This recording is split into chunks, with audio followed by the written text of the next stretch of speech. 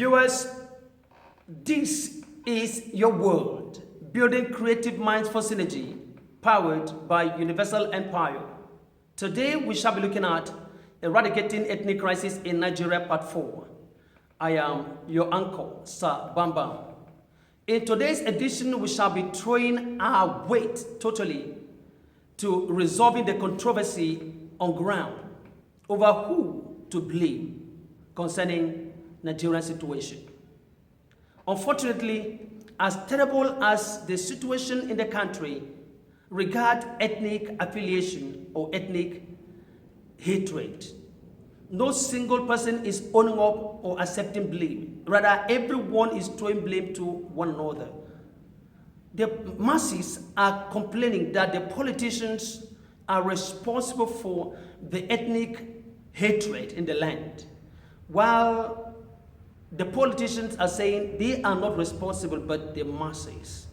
I want to bring this to our notice that values determine the behavior of people in society. Number two, the kind of information that is passed on to certain people or to the people in society determines their behavior as well, shape their behavior as well.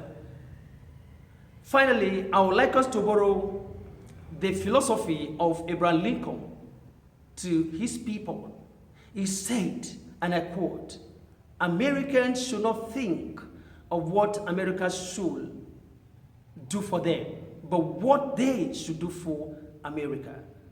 The same thing could be spread to every other society or nation on planet Earth that intend to grow. If we truly aspire to grow as a people, we should fall back to our values, check our values, reshape our values, and refine every mentality that is not working out for the good of our society. I remember while I was growing up a little boy, back then in my village, there are people that come to trade. The eve of a market day, they come to the village, sleep in the street with their money saved. The following day, they go to the market to trade and go home. But today, that cannot be found among us, where we have practical, nonsensical hatred against each other for nothing. Because I was told that an Hausa man is a bad man, Yoruba man is a bad man, Igbo man is a bad man. And then you can see the madness that I wake up from sleep to kill a man who did not offend me. Even if he offends me, what right do I have to kill a fellow human being? It is the values inculcated in us to hate each other we are exhibiting at all points. In fact, it has gotten to a point where certain tribes will tell you, my daughter or my son cannot marry from that tribe. Sometimes I wonder how we want to grow with this. And of course, we make easy comparison with foreign lands, developed societies, that if you get to the society, this is what they're doing. Nobody's asking this question. What exactly do we believe here? How do we carry ourselves here?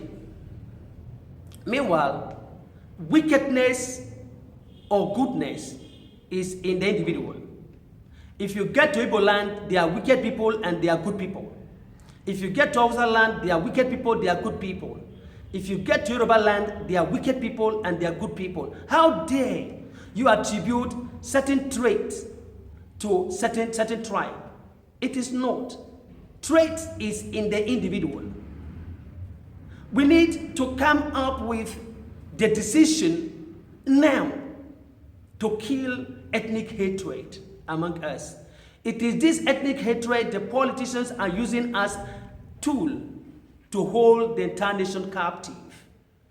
Once a man commits crime from one tribe, one other tribe is shouting, that tribe will back him up. They made us to believe that we are not one tribe as a nation. But the truth is that there is no nation on planet Earth, no matter how small it is, that is made up of one tribe. Go check out, go make your findings. You'll realize it. They made us to believe that we are not practicing the same culture. Culture is man-made. Men are subject to change certain culture if it's not suitable, if it's not working out for good. As it's not working out for good, especially as it affects our being together as a country. It is not working out. We need to reshape it. There is strength in divergent culture. There is strength in divergent display of culture. Everywhere in the world, all you need to do is to harmonize it. Of course, when we talk about cultural problem, we only look at the national level. Did you know that this same thing affects us back then, even in the state, local government and villages? Wickedness spread like cankerworm. And if you are not able to cope or tame it, it eats deep to the marrow of the bones and the tissue and fibrils. Before you know it, the entire system is damaged. That is the same situation or circumstance we are going through today in Nigeria. That our values, the good values, the moral values we had in the past are all overtaken by evil, hatred for one another. I know our people before this time accommodate strangers so well, but today is no more like that. And somebody telling you, you must leave my place to go to so place. And that is what we are now interpreting even in the government as rotational presidency. What a shame. What a shame. Anyway, we shall talk about that when we get into politics or leadership. What we need to do now is to wake up and kill the seed called ethnic hatred in the country. Look out there, if there is fight in the street and all of us are running down from wherever we are to the scene, the first thing we're going to find out is where the fighters came from. None of us is interested to know the cause. And if we eventually discover that one of the two fighters is from our side, we back him up. This, if we don't take time, will spread into mayhem, will spread into ethnic clash among the people. It is wickedness in the highest order. And it is not possible for a society practicing self-wickedness against each other to develop. It is not possible. And if we truly aspire to grow, we aspire to develop, then we should wake up as a people to fight this seed called ethnic hatred in the country, out of the land. Thank you for joining us. Join us in subsequent editions. Turn on the notification bell, subscribe, comment, like, share, visit our website, WhatsApp or call us. Check details on your screen. I am your uncle, Sir Bam Bam. Thank you.